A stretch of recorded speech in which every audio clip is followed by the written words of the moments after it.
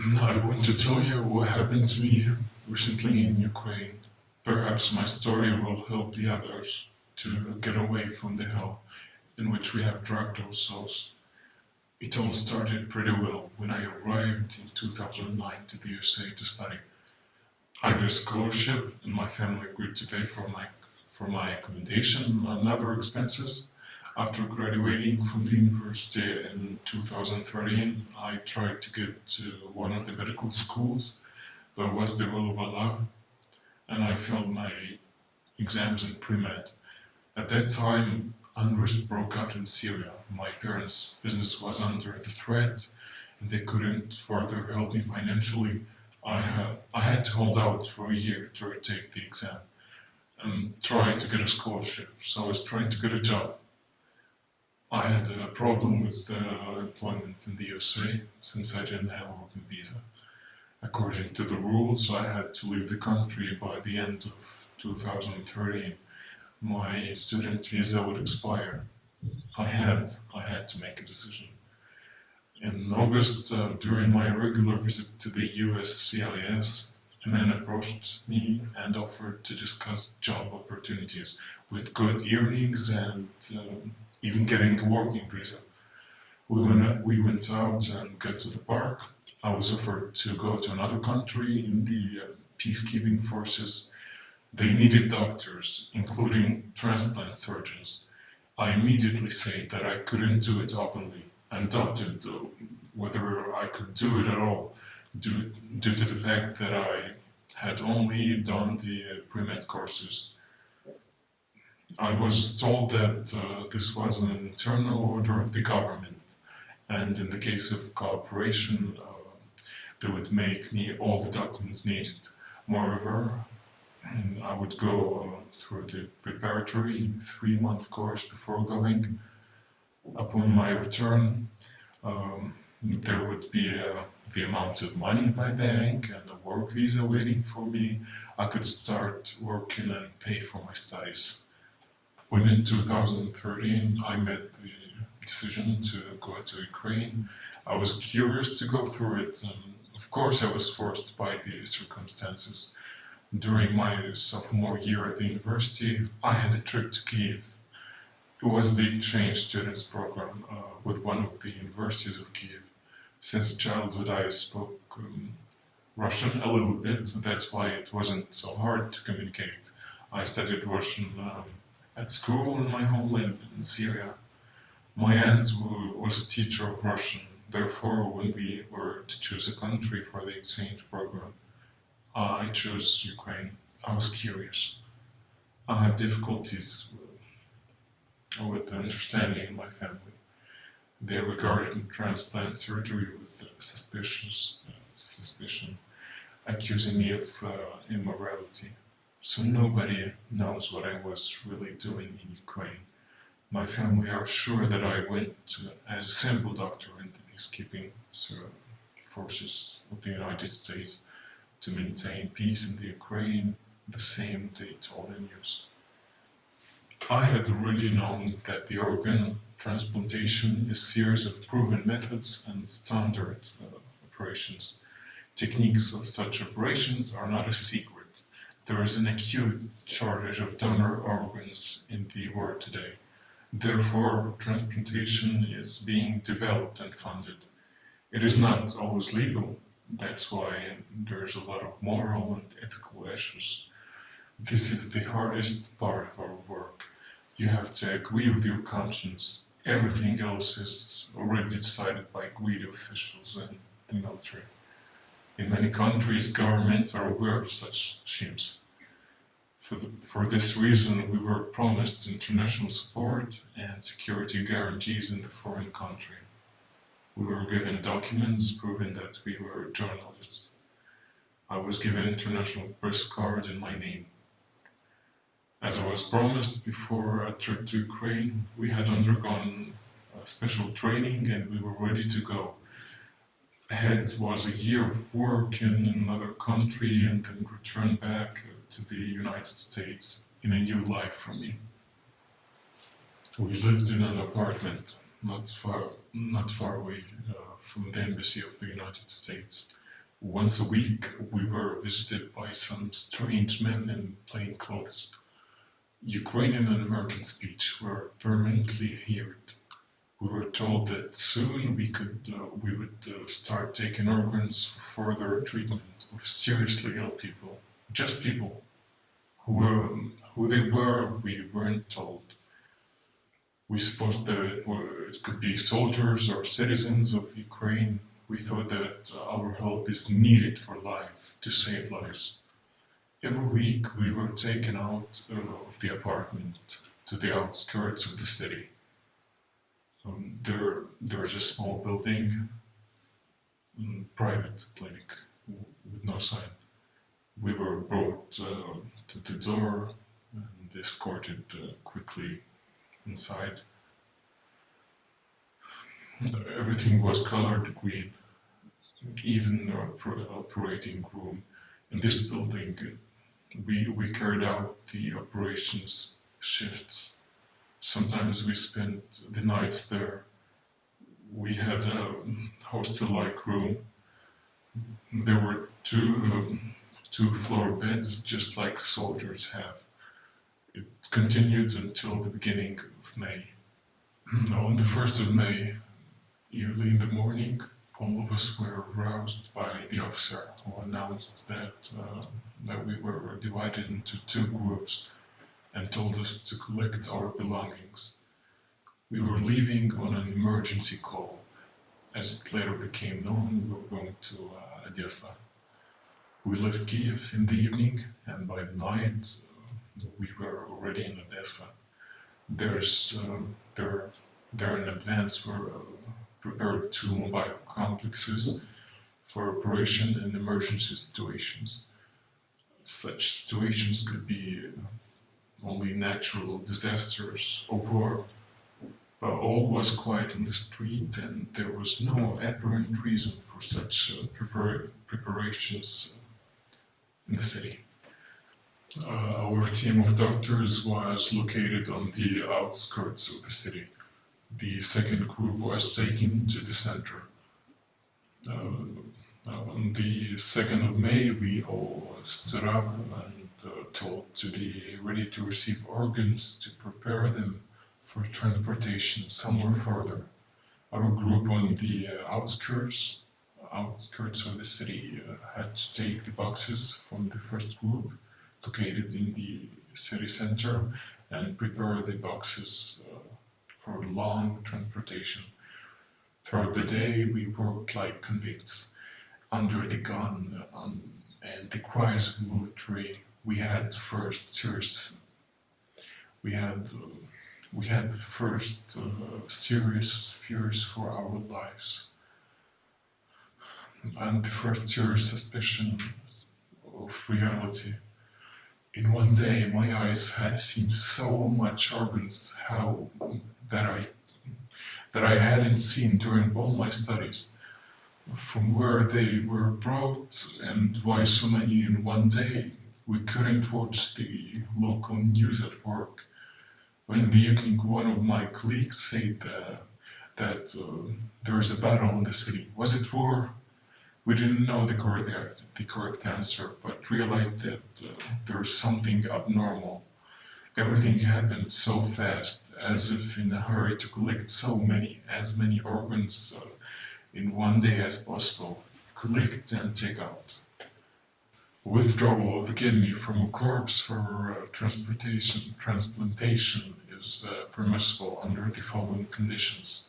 Only 30 minutes after the establishment of the disputed biological death, despite holding the entire complex of resuscitation, and the recognition of the absolute futility of further resuscitation. It was obviously that all were in a hurry to catch. We all hurried at gunpoint, and collectors, the first team in the city center, were also in a hurry, because living kidney cut from a living person is much more valuable than the dead one. The cerebral cortex die within 3-4 minutes after the person's death, but the kidneys can survive up to 30 minutes. The sooner they will be cut and preserve, the better they are for transplantation. Um, Ideally, till the donor's heart still beats. Therefore, hunting, rigidly enforced by the military, was for the living kidneys. To prepare the surgical field, smear with iodine and brilliant green chest, abdomen, groin. Raise the hands up and tie them with the help of the bandage. Then make a cruciate incision in the abdomen of the donor, and then extract the organs according to the scheme. After the events in Odessa, I realized that things were not as we had been promised they would be. We were told that we would work as doctors in the field, but in fact, it turned out that we were not doctors and pathologists. We had to open the bodies of dead soldiers and ordinary people. It was then in Odessa on the 2nd of May when we first heard about some important military man, Nalivaychenko, for the first time. During loading boxes with the organs in a car, 2 soldiers had drugged the truck, and the officer was kicking them for a long time and shouting, "If at least one of the boxes is damaged, I will sell your own kidneys to Nalivaychenko." On the 3rd of May, early in the morning, we came to a city or a large settlement. A day later, our motorcade of 3 cars drove on. It was after Odessa. There were Slavyansk, Kramatorsk. We were moving between cities in the night, and all the while we were doing the same thing. Every day we worked like slaves, cutting and collecting organs. It was bodies of soldiers on the streets of towns and villages. Every day our hands were in blood. It was the hell in reality. From morning till night, mutilated bodies and grimaces of horror on the faces of men and women. Yes, they brought us not only the bodies of dying soldiers and from the battlefield. We came across perfectly clean and tidy bodies as well, with 1 bullet hole, most often in the head. I thought it was the worst thing that doctors could see in their lives, but there was a real nightmare waiting in front of us. We had become part of this conveyor intended for extraction, transportation of human organs, and I was part of this infernal machine. When we were brought in Donetsk, the situation became even worse. Now they began to demand from us to follow the plan. Every day before leaving, we were given a list of what we had to find in the streets of the burning city.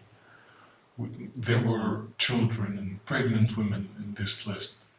Those who refused to carry out the plan for the day were beaten and threatened by becoming donors themselves. That week in the first group, 2 men were lost. Didn't return from the city, so we were told. In Donetsk, they brought us to the laboratory of transplantation of vital organs. In reality, it was a scare room with 20 square meters. It was all in the basement of a residential building. We were shown an ammonia plant and an iron cabinet with drugs and instruments. There was poor lighting in the basement, and it was damp and cold. We went over the boards under which squelched dirty water. We had 3 wooden operating tables. It was evident that they were made before our arrival. We operated with conventional incandescent lighting, no equipment, permanent noise and smoke from the diesel generator. Above the windows of the basement, the laboratory constantly drove heavy machinery, and gunshots and explosions could be heard. We were guarded by 4 people with guns. In our basement, worked a real biological bank of living organs. In the basement, we lived during the summer, worked and slept between the comings of the military. Then we went on a mission, walking behind the military, cleaning out the battlefield. In August, we were able to escape from this hell. We were returning to the city from the countryside, where we had gone for new organs. There were 5 men in our car: the driver, 2 guards, and 2 surgeons. The car was coming back after the job. There were organs in the boxes, 12 boxes. We drove up to the checkpoint, and in the morning it had been hours. As it turned out, it was captured by other military. We realized it when we met the car that began blinking lights. Our driver was the first to realize what was happening. He tried to turn right on the road. Then firing started, our car was damaged. We stayed near the forest and wanted to flee into it, but the guards demanded that we took all of the 12 boxes. Again, I heard the threat that we heard already in Odessa about special order, and that we ourselves could become donors of all organs if the product wasn't delivered. That someone called Nalivaychenko and his mercenaries would find us in an hour, or we would be killed on the spot while trying to escape.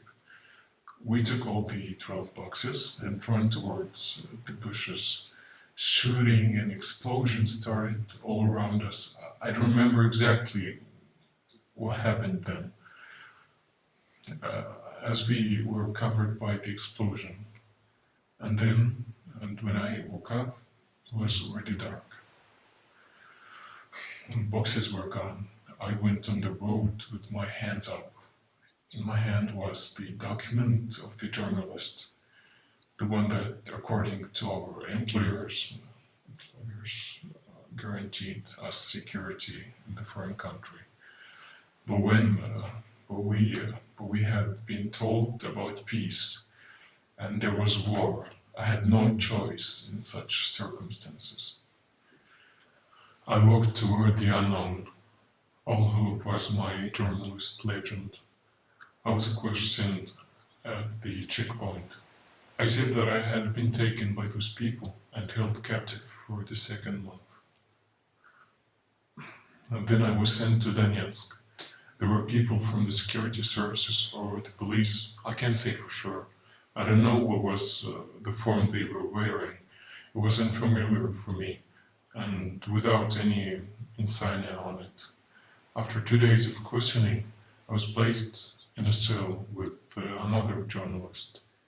He was a real journalist and was already in a month in Donetsk. 3 days later, we were passed to the international organization. Thus began my long and difficult journey home. Now I'm in a safe place, and I hope that many of the guys who worked with me too. But we all remember the war, brutality and cruelty, the one that forever changed our lives. Sometimes Allah breaks our spirits to save our souls.